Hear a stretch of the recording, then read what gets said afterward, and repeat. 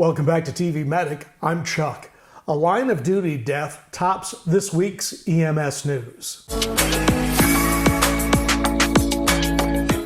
The line of duty death is from Philadelphia, where a 32-year-old EMT was crushed between two ambulances on September 10th. According to Germantown police, Nisha Dash was killed while responding to a call shortly after 10 o'clock in the morning. The two ambulances involved were operated by Dash's employer. Police said an ambulance arrived at the call address to transport a patient, and a second ambulance arrived to assist, parking behind it. The driver of the first vehicle was still behind the wheel as his co-workers were getting ready to load a patient. He left the vehicle with the motor still running, then realized it was rolling backward and hopped back in. He attempted to stop it, but depressed the accelerator, police said, quickly crushing the victim. Dash was taken to the hospital and pronounced dead less than an hour later. In Baltimore, an EMS worker threatens to drive his ambulance into the inner harbor. Here is the scanner audio between a Baltimore City Fire Department EMT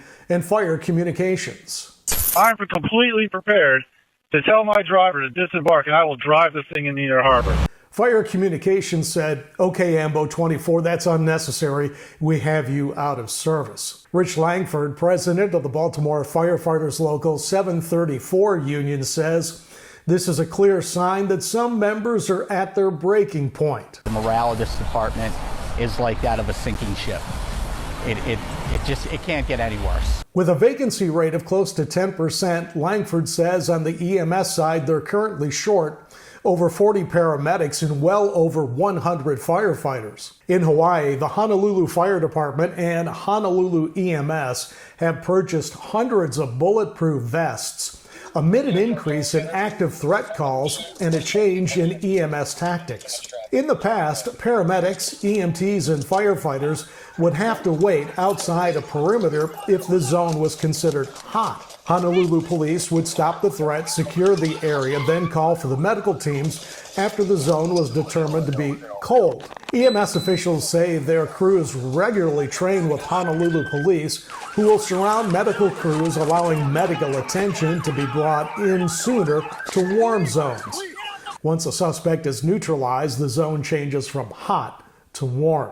In West Virginia, the governor has unveiled mobile ambulance simulators that will be used to train new EMTs across the state. They're part of a $10 million CARES Act fund set aside to try to grow the EMS force in West Virginia under the EMS WV Answer the Call initiative. The Answer the Call initiative aims to shore up the EMS workforce.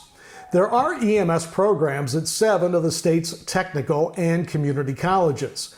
The simulators allow the training to leave the classroom and go into the communities. And in Youngstown, Ohio, firefighters have been forced to back off helping EMS. The Youngstown Fire Department has stopped using its fire trucks for emergency medical calls after it was determined that the fire department lacks standing orders from a hospital. Youngstown's fire chief says there's been more of a need to help the city's AMR ambulance service with emergency responses, so the YFD would send its trucks and a paramedic or EMT. The Ohio Division of Emergency Medical Services told the YFD that operating without standing orders was illegal. The YFD is looking into asking a local hospital to provide standing orders.